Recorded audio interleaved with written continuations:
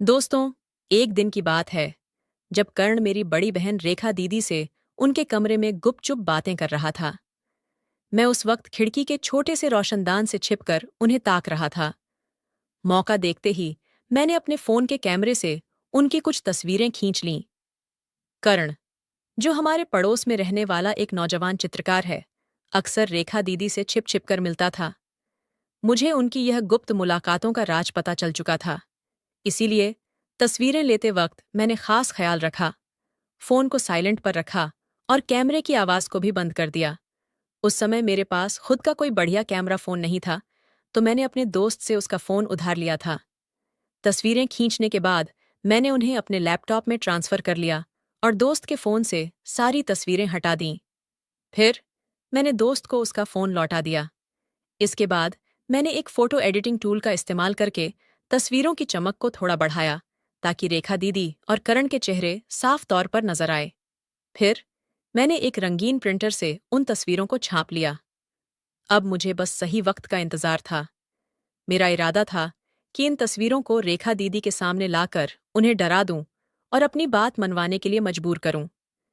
मैं ऐसी परिस्थिति का इंतजार कर रहा था जब कर्ण शहर से बाहर हो और रेखा दीदी घर में अकेली हों। मुझे डर था कि अगर रेखा दीदी को पहले ही भनक पड़ गई कि मुझे उनकी और कर्ण की सच्चाई पता है, तो वो कर्ण को बता देंगी और दोनों मिलकर मुझसे ये तस्वीरें हटवाने की कोशिश करेंगे।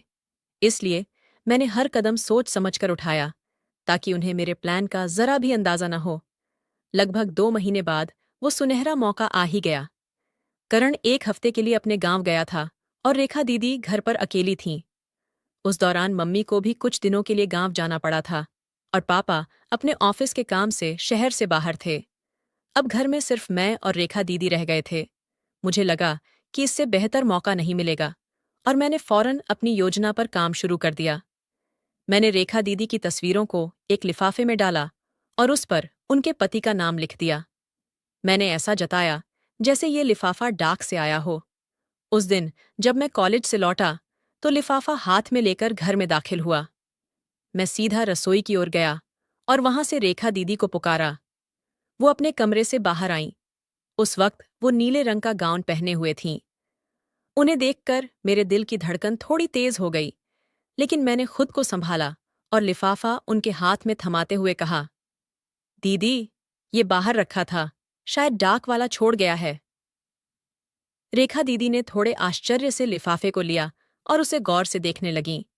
मैं पास की कुर्सी पर बैठ गया और बोला, देखो ना दीदी, ये किसका हो सकता है? उन्होंने जवाब दिया, पता नहीं, ससुराल से तो ऐसा कुछ नहीं आता।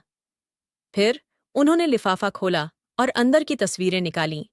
जैसे ही पहली तस्वीर पर उनकी नजर पड़ी, उनकी आंखें चौड़ी हो गईं और चेहरा एकदम पीला पड़ गया। वो डर से कांपने लगीं और कुछ बोल नहीं पाईं। मैंने धीरे से पूछा, क्या हुआ दीदी? सब ठीक तो है? वो चौंक कर मेरी तरफ देखीं और उदासी भरे लहजे में बोलीं, हाँ। फिर जल्दी से कहा, शायद ये उनके लिए आया है, मैं इसे संभाल लेती हूं। ये कहते हुए वो तेजी से अपने कमरे की ओर चली गईं। उनके जाने के बाद मुझे थोड़ा सुकून मिला। मैं सोचने लगा कि अब आगे क्या होगा। रेखा दीदी ने तस्वीरें देख ली थीं और उनके चेहरे से साफ पता चल रहा था कि उन्हें गहरा धक्का लगा है। शायद वो मुझसे अपनी भावनाएं छिपाने के लिए कमरे में भाग गई थीं, लेकिन मैंने अपनी योजना को आगे बढ़ाने का फैसला कर लिया था। अब मुझे अपने इरादे को पूरा करना था। हालांकि मन में थोड़ा डर और उत्सुकता दोनों थी कि आगे क्या होने वाला है। फिर मैंने आराम से खाना खाया और अपने कमरे में जाकर बिस्तर पर लेट गया। मैंने सोचा कि रेखा दीदी को थोड़ा वक्त देना चाहिए, ताकि वो अपने आप को संभाल सकें। अगले 2 घंटों तक मैं बस यही सोचता रहा कि अब अगला कदम क्या होगा। इसके बाद मैं उठा और रेखा दीदी के कमरे के दरवाजे पर पहुंचकर हल्के से खटखटाया। अंदर से उनकी आवाज आई, क्या है? मैंने कहा, दरवाजा खोलो ना। उन्होंने पूछा, क्यों? मैंने जवाब दिया, मुझे तुमसे कुछ बात करनी है। वो थोड़ी चिढ़कर बोली, अभी मुझे तंग मत करो, मैं थक गई हूं। मैंने फिर कहा, बस 1 मिनट के लिए खोल दो। थोड़ी देर खामोशी के बाद उन्होंने दरवाजा खोला और मुझे अंदर आने दिया। वो बिस्तर पर बैठ गईं और थके हुए अंदाज में बोली, जल्दी बोलो, मेरा सिर फट रहा है, मुझे आराम करना है। मैंने चिंता जताते हुए कहा, दीदी, तबीयत खराब है क्या? उन्होंने गुस्से से कहा, मैं ठीक हूं, जो कहना है वो जल्दी कहो। मैंने कहा, मेरे फोन में कुछ तस्वीरें हैं जो मैं तुम्हें दिखाना चाहता हूं। ये सुनते ही वो सतर्क हो गईं और बोलीं, कैसी तस्वीरें? और मुझे क्यों दिखा रहे हो? मैंने हल्के से हंसते हुए कहा, अरे, पहले तो देख लो, तुम्हें अच्छी लगेंगी। उन्होंने ठंडे लहजे में कहा, मुझे कुछ नहीं देखना, तुम यहां से जाओ। तब मैंने गंभीर होकर कहा, अगर नहीं देखोगी तो बाद में अफसोस होगा। अब वो उलझन में पड़ गईं और बोलीं, क्या मतलब है तुम्हारा? ठीक है, जल्दी दिखाओ। मैं थोड़ा उत्साहित था, लेकिन नर्वस भी। मैं उनके पास गया, फोन निकाला और गैलरी खोली। रेखा दीदी स्क्रीन की तरफ ध्यान से देख रही थीं। पहली तस्वीर मम्मी की थी, जो रसोई में खाना बना रही थीं। ये देखकर उन्होंने राहत की सांस ली और फोन अपने हाथ में ले लिया। मैंने कहा, आगे की तस्वीरें देखो, बहुत शानदार हैं। वो स्क्रॉल करने लगीं। आगे मम्मी पापा की कुछ आम तस्वीरें थीं, फिर रेखा दीदी और करण की भी कुछ साधारण तस्वीरें थीं। फिर जैसे ही अगली तस्वीर आई, जिसमें वो और करण करीब खड़े थे, उनकी आंखें फैल गईं और वो घबराकर मेरी ओर देखने लगीं। मैंने इशारे से उन्हें अगली तस्वीर देखने को कहा। अगली तस्वीर में वो और करण एक दूसरे को गले लगाए हुए थे। ये देखते ही वो गुस्से में मेरे पास आईं और बोलीं, बदमाश, ये तस्वीरें तुमने कहाँ से लीं? मैंने तेजी से फोन उनके हाथ से छीन लिया। उन्होंने फोन वापस लेने की कोशिश की, लेकिन मैंने उसे अपनी जेब में डाल लिया। वो गुस्से से चीखीं, बेशर्म, ये तस्वीरें कहाँ से लाया? जल्दी बता। मैंने शांति से कहा, मैंने खुद खींची हैं। ये सुनकर वो हक्की बक्की रह गईं और बोलीं, कब? कहाँ? कैसे? मैंने शांत लहजे में बताया, मुझे तुम्हारे और करण के बारे में सब पता है। ये तस्वीरें मैंने गोदाम की खिड़की से खींची हैं। ये सुनते ही वो समझ नहीं पाईं कि क्या करें और फूट फूट कर रोने लगीं। मेरा सब कुछ खत्म हो गया, मेरी जिंदगी बर्बाद हो गई। वो बड़बड़ाते हुए बिस्तर पर ढह गईं और तकिए में मुंह छिपाकर जोर जोर से रोने लगीं। मैं चुपचाप बिस्तर के किनारे बैठ गया और उन्हें देखता रहा। वो वहीं पड़ी सुबक रही थीं। उनका नीला गाउन उनके शरीर से चिपक गया था, जिससे उनकी शक्ल साफ दिख रही थी। कुछ देर बाद, जब उनका रोना थोड़ा कम हुआ, मैंने उनके कंधे पर हाथ रखा और कहा, दीदी, अब बस करो, उठो। लेकिन वो रोती रहीं। थोड़ी देर बाद मैंने फिर कहा, दीदी, मैं ये तस्वीरें किसी को नहीं दिखाऊंगा, मुझ पर यकीन करो। ये सुनकर उन्होंने धीरे से सिर उठाया और मेरी ओर देखा। उनके चेहरे पर गुस्सा साफ दिख रहा था। मैंने कहा, जैसी हो वैसी ही देख रहा हूं। वो तिलमिलाकर बोली, क्या मतलब है तेरा? मैंने कहा, जिस तरह तुम करण के साथ रहती हो, उसी की बात कर रहा हूं। उन्होंने गुस्से से कहा, तू मुझसे ऐसी बेहुदा बातें कैसे कर सकता है? मैं तेरी दीदी हूं। मैंने शांत स्वर में कहा, क्या ये बात गलत है? वो झल्लाकर बोली, करण के साथ जो होता है वो अलग है, लेकिन तू मेरा भाई है, तुझे ऐसा नहीं कहना चाहिए। मैंने उन्हें ताना मारते हुए कहा, जब करण के साथ थीं, तब तुम्हारी इज्जत कहाँ गई थी? इस पर उन्होंने गुस्से से जवाब दिया, उसने मुझे मजबूर किया था। फिर धीरे से बोली, देख रवि, पहली बार मजबूरी में हुआ था, लेकिन बाद में मैं खुद उससे जुड़ गई। प्लीज रवि, अब ये सब बंद कर दे। मैंने ठंडे लहजे में कहा, ठीक है, कुछ नहीं कहता, लेकिन ये तस्वीरें मैं अपने पास रखूंगा। जरूरत पड़ी तो इन्हें छपवाकर डाक से भेज दूंगा। ये सुनकर वो सिर झुकाकर फिर से रोने लगीं। उन्हें इस हाल में देखकर मेरे मन में दो विचार आए, या तो उन्हें ऐसे ही छोड़ दूं, या फिर उन्हें पूरी तरह अपने काबू में कर लूं। कुछ देर रोने के बाद उन्होंने सिर उठाया और आंसुओं से भरी आंखों से बोलीं, रवि, मैं तेरी बहन हूं, तू मेरे साथ ऐसा क्यों कर रहा है? मेरी जिंदगी तबाह हो जाएगी। मैंने सख्त लहजे में कहा, ये सब सोचना तुझे करण के साथ जाने से पहले चाहिए था।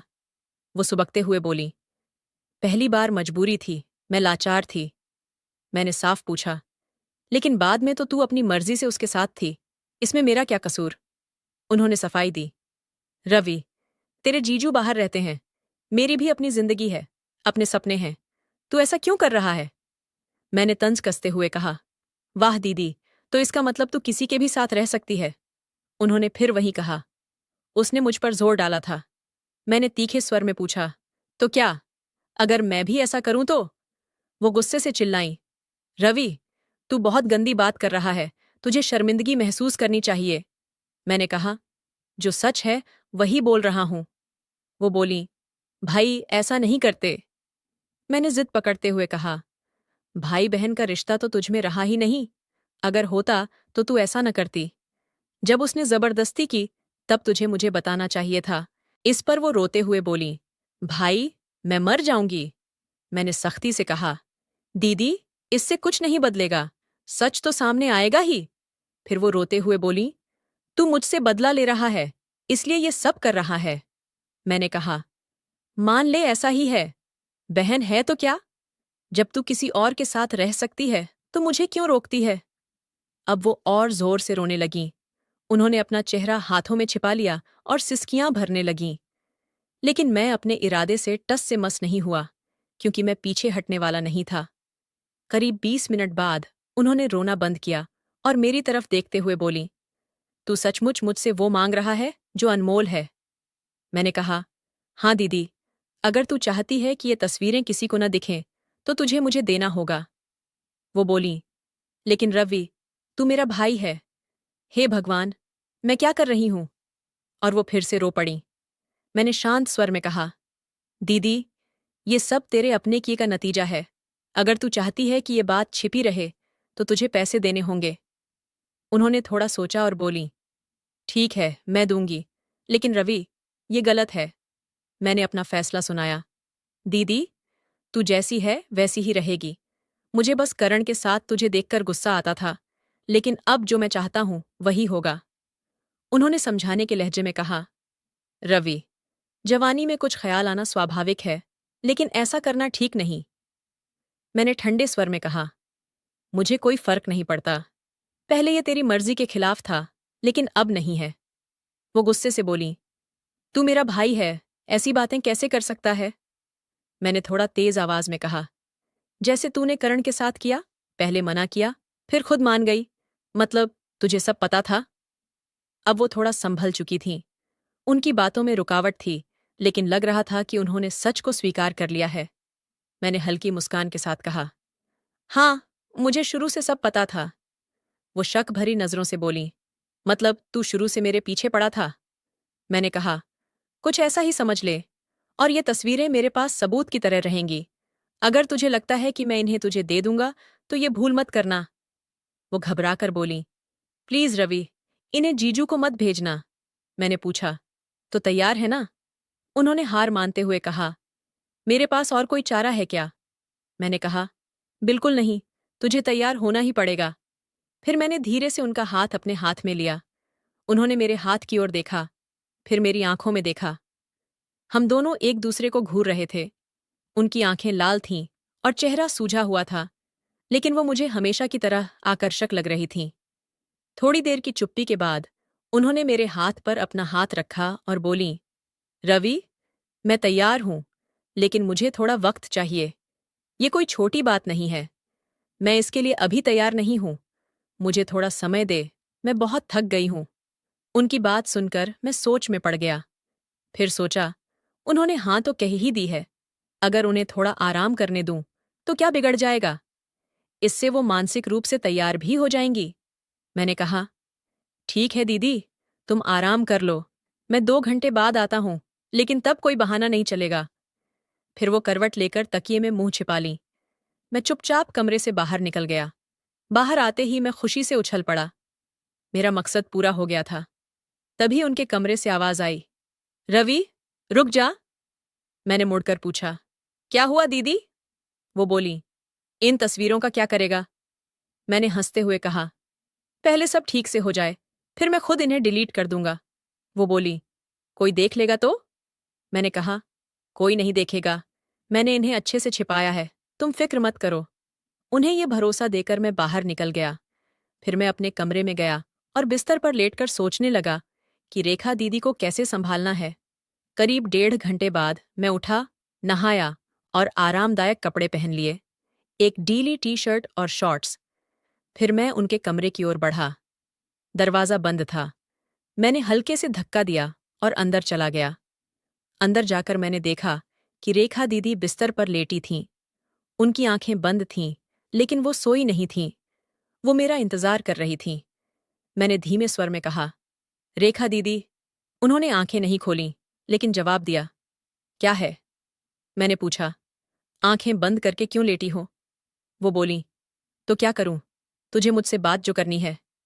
मैंने कहा, हाँ, लेकिन आंखें बंद होंगी तो कैसे बात होगी? वो बोलीं, क्या मेरी आंखों से बात करेगा? मैंने कहा, नहीं, पर मेरी बात पूरी होने से पहले वो बोलीं, देख रवि, वक्त मत बर्बाद कर, इसलिए तो मैं यहां तैयार होकर लेटी हूं। मैंने हिचकते हुए कहा, दीदी, ये सब सही नहीं लग रहा। वो बोलीं, तुझे नहीं लग रहा होगा, लेकिन मुझे अब सब समझ आ गया है। ये सब तेरी वजह से हुआ है। मैंने पूछा, क्या अब तुम तैयार हो?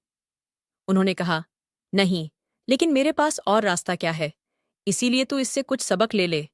लेकिन याद रख, तू मेरा भाई है। मैं तेरे साथ ऐसा नहीं सोच सकती। मैंने कहा, पहले भी तूने ऐसा ही कहा था, लेकिन बाद में तूने खुद माना ना। वो बोली, वो दूसरी बात थी, लेकिन तू मेरा भाई है। मैंने सोचा और कहा, ठीक है दीदी, अगर तुझे ठीक नहीं लगता तो छोड़ दे। मैं फिर कभी इस बारे में नहीं बोलूंगा। लेकिन अगर तू कोशिश करेगी तो शायद तुझे भी अच्छा लगे। इस पर वो चुप रहीं। मैं उन्हें मनाने की कोशिश करता रहा। तो दोस्तों, ये थी हमारी आज की कहानी। आपको ये कैसी लगी? कमेंट में ज़रूर बताएं। अगर पसंद आई हो तो लाइक करें और अपने दोस्तों के साथ शेयर करें। ऐसी ही रोमांचक कहानियों के लिए हमारे चैनल को सब्सक्राइब करें और बेल आइकन दबाना न भूलें ताकि आप कोई भी कहानी मिस न करें। धन्यवाद।